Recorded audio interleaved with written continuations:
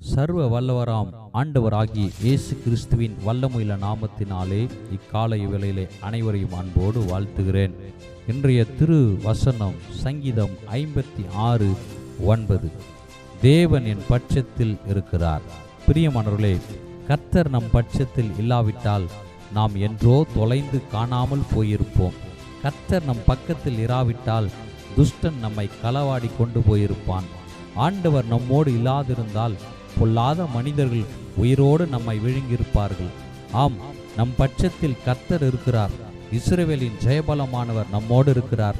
ஆண்டவர் நம்மோடு இல்லை என்றால் இன்று நாம் இல்லை. அவருடைய கிருபை இல்லையெனில் இன்று நாம் இல்லை. இயேசு கிறிஸ்து நம்மோடு இருக்கிறார், நமக்குள்ளே வாசம் செய்கிறார். அந்த வீர நம்பிக்கை, வீர விசுவாசத்தோடு தொடர்ந்து முன்னேறுவோம். தடைகளை உடைப்போம்.